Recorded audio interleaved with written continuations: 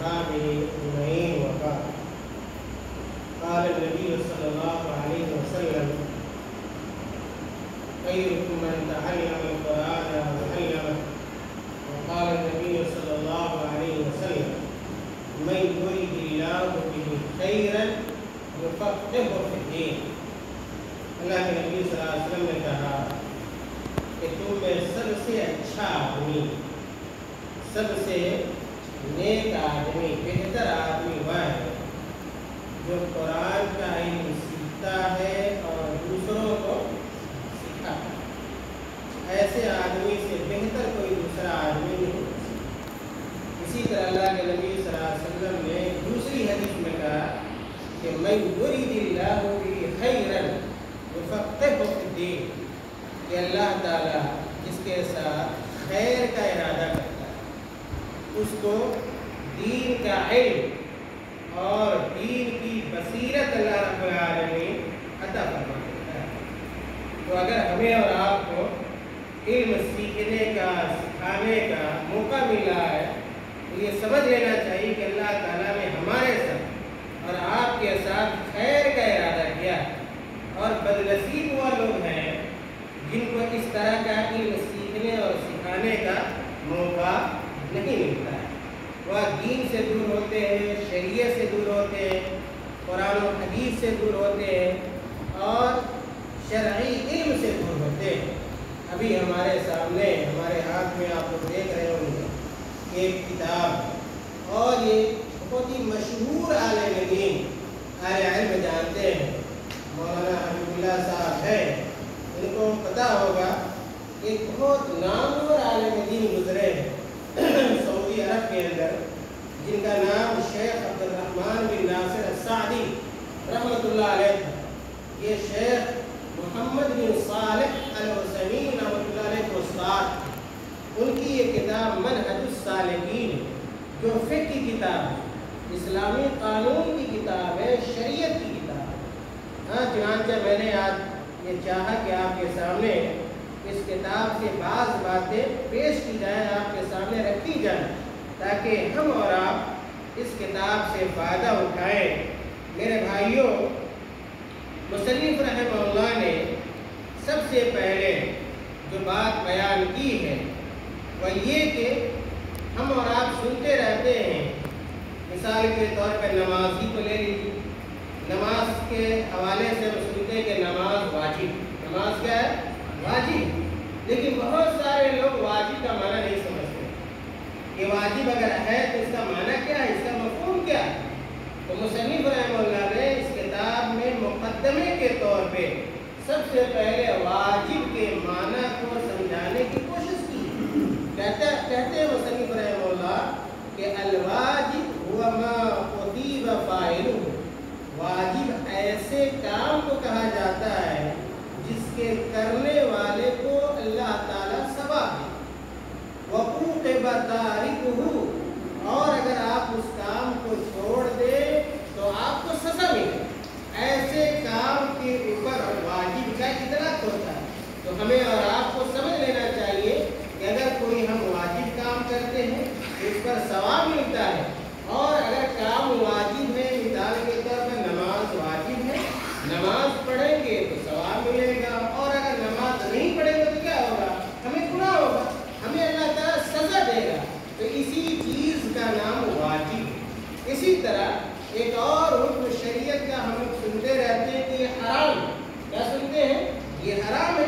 مثال کے طور پر آپ لے لیجیے کہ یہ شراب ہے، شراب کیا ہے؟ حرام ہے۔ زنا کیا ہے؟ حرام ہے۔ اسی طرح سود کیا ہے؟ حرام ہے۔ تو اور اسی طرح بہت سارے، کسی کو قتل کر دینا، ناحق قتل کرنا، یہ کیا ہے؟ حرام ہے۔ حرام کا معنی کیا ہوتا ہے؟ حرام کے معنی کو مصنف رحمہ اللہ نے شیخ عبد الرحمن بن ناصر السعدی رحمۃ اللہ نے بیان کیا ہے کہ یہ حرام واجب کا ضد ہے، واجب کا الٹا ہے، کہ اگر ہم حرام کام کو کرتے ہیں تو ہمیں گناہ ملے گا، اور اگر ہم چھوڑ دیتے ہیں تو اس کو کیا ملے گا؟ اس پر کیا ملے گا؟ ثواب ملے گا۔ یعنی چھوڑنے پر ثواب اور کرنے پر کیا ہے؟ گناہ۔ کسی چیز کو شریعت کی اصطلاح میں، دین اسلام کی اصطلاح میں میرے بھائیوں حرام کہا جاتا ہے۔ چنانچہ ایک مومن اور مسلمان کو چاہیے کہ حرام کام سے کیا رہے؟ دور رہے، حرام کام سے اجتناب کرے۔ اور ہم اور آپ اگر اجتناب کریں گے حرام امور سے، حرام کاموں سے، تو اللہ رب العالمین ہمیں کیا دے گا؟ ثواب دے گا۔ اور اگر کریں گے تو ہم کیا ہوں گے؟ گنہگار ہوں گے۔ اسی طرح مصنف رحمہ اللہ نے ایک اور اصطلاح بیان کی ہے کہ مکروہ۔ مکروہ کس کو کہتے ہیں؟ کہ اگر کیا ہے ہم چھوڑ دیں تو کیا ہے؟ ثواب ہوگا، چھوڑنے کے اوپر کیا ہوگا؟ ثواب ہوگا۔ اور اگر ہم اس کو کرتے ہیں تو ہم کیا ہے؟ گنہگار کیا ہے؟ نہیں ہوں گے۔ لیکن چھوڑ دیتے ہیں تو کیا ہے؟ اس پر اجر ہوگا، ثواب ہوگا۔ ایسے اعمال کو مکروہ کہتے ہیں۔ اسی طرح ہم ایک اصطلاح کیا ہے؟ مباح ہے، اور مباح کے حوالے سے کہتے ہیں وَهُوَ الَّذِي فِعْلُهُ وَتَرْكُهُ عَلَى حَدٍّ سَوَاءٍ، جس کا کرنا اور اس کے کرنے اور چھوڑنے میں کوئی حد نہیں، کریں پھر بھی کوئی ثواب نہیں، اور اگر چھوڑ دیں پھر بھی کیا ہے؟ کوئی ثواب کیا ہے؟ نہیں ہے۔ اسی طرح ایک اور اصطلاح کیا ہے؟ استحباب کا تھا، مسنون، اس کو ہم لوگ کیا کہتے ہیں؟ سنت کا، کیا کہتے ہیں؟ سنت کہتے ہیں۔ مثال کے طور پر ہم اور آپ آتے ہیں 5 وقت نماز کے لیے، تو ظہر سے پہلے، اسی طرح عصر سے پہلے، اسی طرح مغرب کے بعد، اسی طرح عشاء سے پہلے، عشاء کے بعد ہم جو چند رکعات پڑھتے ہیں واجب اور فرض سے پہلے، اسی کو کیا کہتے ہیں؟ سنت کہتے ہیں۔ اگر ہم کیا ہے؟ سنت کا عمل کرتے ہیں، سنت کا کام اگر کریں گے تو وَهُوَ مَا أُثِيبَ فَاعِلُهُ، وہ ہمارے سنت کی ادائیگی کی وجہ سے اللہ تعالیٰ ہمیں ثواب دے۔ بہت سارے لوگ دیکھیں کہ سنت کی ناقدری کرتے ہیں، سنت کو نہیں پڑھتے، آتے ہیں اور اس وقت آتے ہیں جب کیا فجر نماز کا وقت ہو جاتا ہے، اور فجر نماز پڑھیں گے اور فوراً پھر سے کیا ہے؟ ایسا لگے گا گھر پہ بہت قیمتی دولت کیا ہے چھوٹ گئی ہے، فوراً کیا بھاگنے کی کوشش کریں گے۔ ایسا نہیں کرنا چاہیے، بلکہ جس طرح ہم فرض نماز کا اہتمام کریں اسی طرح ہمیں یہ چاہیے کہ ہم سنت کا بھی کیا کریں؟ اہتمام کریں، سنت سے غافل نہ ہو۔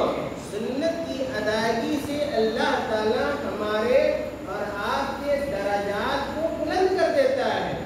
تو مصنف رحمہ اللہ کہتے ہیں کہ سنت کی ادائیگی کرنے والا آدمی ثواب کا حقدار ہوتا ہے، وَلَمْ يُعَاقَبْ تَارِكُهُ، لیکن اگر کوئی آدمی کا سنت کبھی کبھار اگر چھوڑ بھی دے رہا ہے تو کوئی حرج کی بات کیا ہے؟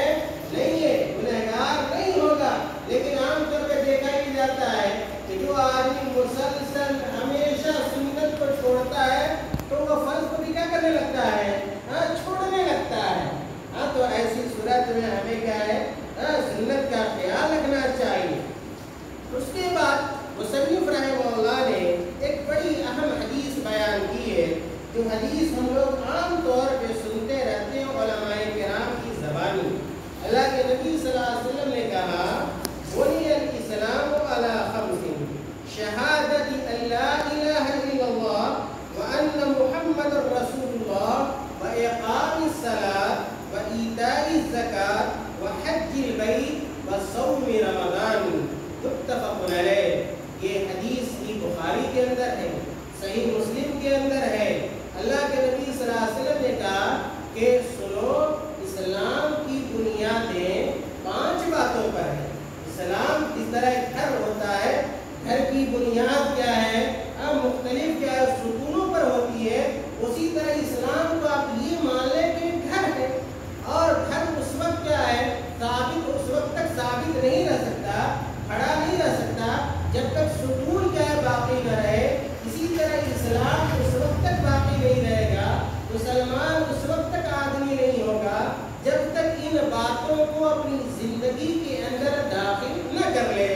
اللہ کے نبی صلی اللہ علیہ وسلم نے کہا وہ 5 باتیں کون کون سی ہیں؟ ایک مسلمان کو صحیح طور پہ ان باتوں کو جاننا چاہیے، سمجھنا چاہیے، اور اس کو برتنے کی، اس پر عمل کرنے کی میرے بھائیوں کوشش کرنی چاہیے۔ اللہ کے نبی صلی اللہ علیہ وسلم نے سب سے پہلی جو بنیاد بتلائی شہادت اللہ الہ الا اللہ، کہ مسلمان وہ ہوتا ہے جو اس بات کی گواہی دیتا ہے کہ اللہ کے علاوہ کوئی معبود حقیقی نہیں ہے اور محمد صلی اللہ علیہ وسلم اللہ تعالیٰ کے رسول ہیں، اور اس کلمے اور اسی کو کلمہ توحید کہتے ہیں، کلمہ اسلام کہتے ہیں، کلمہ شہادت کہتے ہیں۔ اور اس کے بعد مسلمان کے لیے ضروری ہے وَإِقَامِ الصَّلَاةِ، کہ نماز قائم کرے۔ نماز کیا کرے؟ قائم کرے، یعنی پوری دل جمعی کے ساتھ، پوری یکسوئی کے ساتھ، اور نماز جس طرح پڑھنا چاہیے اس کے فرائض کے ساتھ، واجبات کے ساتھ، سنن کے ساتھ آدمی نماز پڑھے۔ بہت سارے لوگ کو دیکھتے ہیں کبھی نماز پڑھتے ہیں اور کبھی نہیں پڑھتے ہیں، تساہلی کے شکار ہو جاتے ہیں، سستی کے شکار ہو جاتے ہیں، یا نماز اس طرح نہیں پڑھتے جس طرح اللہ کے نبی صلی اللہ علیہ وسلم نے نماز پڑھی ہے۔ ایک حدیث کے اندر اللہ بڑی مشہور حدیث ہے، اللہ کے نبی صلی اللہ علیہ وسلم نے کہا صلو کما رأیتمونی اصلی، اے میرے صحابہ، اور صحابہ کو مخاطب کر کے اللہ کے نبی صلی اللہ علیہ وسلم نے دن قیامت تک آنے والے مسلمانوں کو مخاطب کیا اور پیغام دیا کہ تم لوگ اس طرح نماز پڑھو جس طرح تم لوگ مجھے نماز پڑھتے ہوئے دیکھتے ہو۔ اگر ہم نماز پڑھتے ہیں لیکن سنت کے مطابق ہماری نماز نہیں ہوتی ہے تو جو ثواب ہمیں ملنا چاہیے وہ ثواب ہمیں کیا ہے؟ نہیں ملتا ہے۔ اسی لیے ہمیں اس بات کی پوری کوشش کرنی چاہیے کہ ہم نماز پڑھیں اور سنت کے مطابق پڑھیں، کیسے ہمیں کھڑا ہونا ہے، کیسے رکوع میں جانا ہے، کیسے سجدے میں جانا ہے، کس وقت کون سی دعا پڑھنی ہے، اللہ اکبر کب کہنا ہے، کیسے کہنا ہے، ان تمام امور کی ہمیں جانکاری میرے بھائیوں ہونی چاہیے۔ اللہ کے نبی صلی اللہ علیہ وسلم نے اسلام کی جو دوسری بنیاد بتلائی وہ اقام الصلاۃ، کہ نماز کو قائم کریں۔ آج بہت سارے لوگوں کو آپ دیکھیں گے جو کہتے ہیں کہ ہم مسلمان ہیں، ہمارا نام تو عبداللہ ہے، عبد الرحمن ہے، لیکن آپ دور دور تک کیا اس کی زندگی میں آپ نماز کو نہیں پائیں گے۔ پھر ایسے اسلام اور ایسے مسلمان سے کیا فائدہ ہے؟ مسلمان حقیقی معنوں میں وہی ہے جو نماز بھی پڑھتا ہے، نماز کو قائم رکھتا ہے۔ ایسا نہیں کہ جب طبیعت ہوئی نماز پڑھ لیا، جب طبیعت نہیں ہوئی کیا ہے سوتے رہ گئے، نہیں، اس پہ اقامت صلاۃ نہیں کہا جاتا ہے۔ تیسری بات اللہ کے نبی صلی اللہ علیہ وسلم نے جو بتائی وَإِيتَاءِ الزَّکَاۃ، کہ اگر آدمی کے پاس اتنی دولت ہے کہ اس کے اوپر وہ زکوٰۃ واجب ہوتی ہے تو آدمی کو زکوٰۃ دینی چاہیے۔ مثال کے طور پہ اگر کیا ہے آدمی کے پاس کیا ہے سونا ہے، اور سونا اگر کیا ہے 85 گرام، سن لیجیے غور سے، اگر کسی کے پاس 85 گرام سونا ہے، یا اس کے مقدار اگر کسی کے پاس پیسہ ہے، یا اسی طرح 595 گرام اگر کسی کے پاس چاندی، 595 گرام اگر کسی کے پاس چاندی ہے، یا اس کی کیا ہے مقابل کیا ہے پیسے ہیں، تو اس آدمی کے اوپر زکوٰۃ واجب ہو جاتی ہے۔ اور اگر آدمی زکوٰۃ نہیں دیتا ہے تو آدمی کیا ہوتا ہے؟ گنہگار ہوتا ہے۔ جس طرح اگر آدمی نماز پڑھ سکتا ہے، کوئی شرعی عذر اس کے پاس نہیں ہے اور نہ پڑھے تو گنہگار ہوگا، اسی طرح اگر آدمی کے اوپر زکوٰۃ واجب ہے، زکوٰۃ نہیں دیتا ہے تو پھر وہ آدمی کیا ہوگا؟ گنہگار ہوگا۔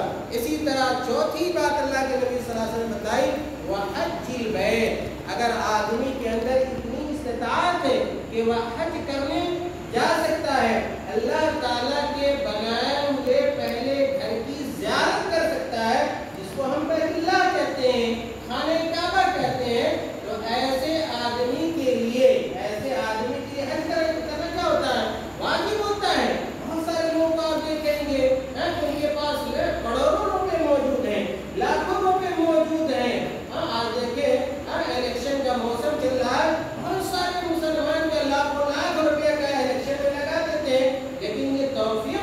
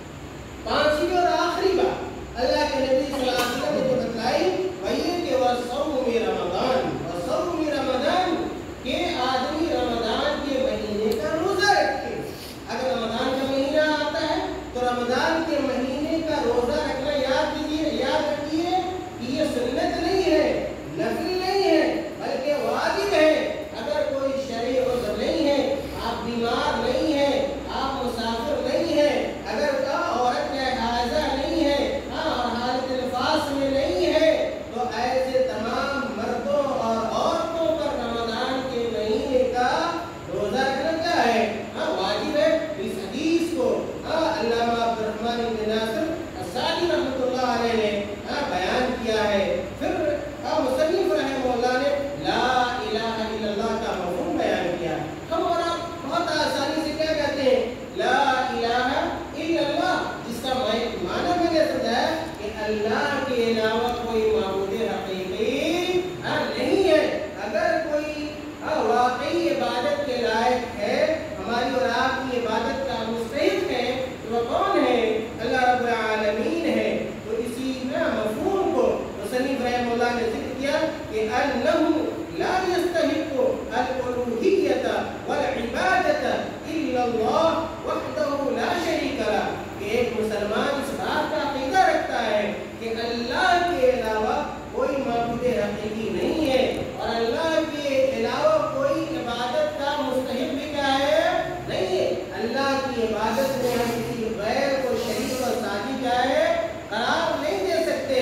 اور جو بھی چھوٹی عبادت ہو، بڑی عبادت ہو، تمام عبادتوں کو ہم کس کے لیے کرتے ہیں؟ اللہ کے لیے کرتے ہیں. آپ دیکھیے گا بہت سارے مسلمانوں کو، بہت سارے مردوں کو، بہت ساری عورتوں کو معمولی تکلیف ہوگی، اللہ کو یاد نہیں کریں گے، اللہ سے دعا نہیں مانگیں گے، اللہ کے سامنے اپنے ہاتھ کو، اپنی پیشانی کو نہیں جھکائیں گے، غیر اللہ کے پاس چلے جاتے ہیں، مزار پہ چلے جاتے ہیں، درگاہ پہ چلے جاتے ہیں، پیر کے پاس چلے جاتے ہیں، فقیر کے پاس چلے جاتے ہیں. یعنی ایسے لوگوں کے پاس جاتے ہیں جو کچھ بنا اور بگاڑ گیا ہے نہیں سکتے.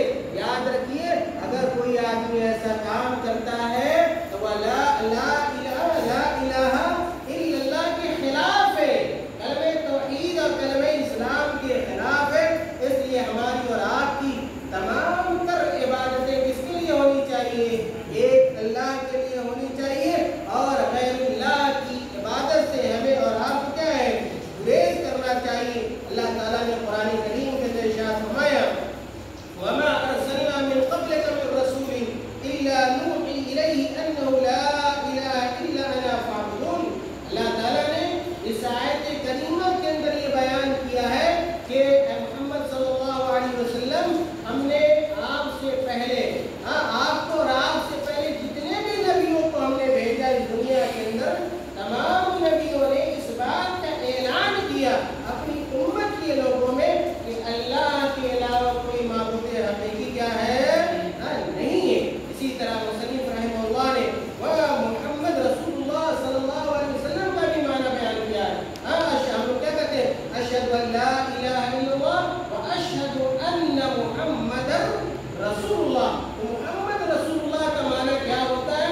اس کو بھی سمجھنے کی ضرورت ہے. جب ہم محمد رسول اللہ صلی اللہ علیہ وسلم کہتے ہیں تو گویا اس بات کی گواہی دیتے ہیں اور اس بات کا اعلان کرتے ہیں کہ اللہ کے نبی صلی اللہ علیہ وسلم کے علاوہ کوئی رسول کیا ہے اب قیامت تک آنے والا کیا ہے؟ نہیں ہے. اور دنیا و آخرت کی تمام تر بھلائی ہمیں اس وقت حاصل ہو سکتی ہے جب ہم نبوت اور رسالت کا کیا کریں؟ اقرار کریں، اللہ کے نبی صلی اللہ علیہ وسلم پر ایمان لے آئیں، اللہ کے نبی صلی اللہ علیہ وسلم کی اطاعت اور پیروی کریں. چنانچہ ایک مسلمان کو یہ بھی چاہیے کہ اللہ کے نبی صلی اللہ علیہ وسلم سے سب سے زیادہ محبت کریں. ایک آدمی جتنی محبت اپنے ماں سے کرتا ہے، اپنے باپ سے کرتا ہے، اپنے بیٹے سے کرتا ہے، اپنی بیٹی سے کرتا ہے، تو ان محبتوں سے کہیں زیادہ ایک مسلمان کس سے محبت کرتا ہے؟ اللہ سے کرتا ہے اور اللہ کے رسول صلی اللہ علیہ وسلم سے کرتا ہے. اسی طرح اس بات پر بھی ہمیں ایمان رکھنا چاہیے کہ اللہ تعالیٰ نے اپنے آخری نبی محمد صلی اللہ علیہ وسلم کو بعض معجزات دیے تھے، بعض ایسی چیزیں دی تھی جس کو دیکھ کر لوگ یہ سمجھے کہ یہ اللہ تعالیٰ کے نبی ہیں، اللہ تعالیٰ کے رسول ہیں. چنانچہ ان چیزوں پہ بھی کیا ہے یقین اور ایمان رکھنا چاہیے. اور اللہ کے نبی صلی اللہ علیہ وسلم کا سب سے بڑا معجزہ کون سا معجزہ ہے؟ قرآن کریم ہے. کیا ہے؟ قرآن کریم ہے جس کو ہم پڑھتے ہیں اور اس کے اندر جو بھی باتیں قرآن کریم کے اندر، چاہے اس کا تعلق کیا ہے؟ عوامر سے ہو یا کہ نواہی سے ہو، منہیات سے ہو، ان تمام باتوں کی ہمیں کیا ہے؟ تصدیق کیا ہے اور تائید کیا ہے اور اس میں ایمان رکھنا چاہیے. اس کے بعد مصنف رحمہ اللہ نے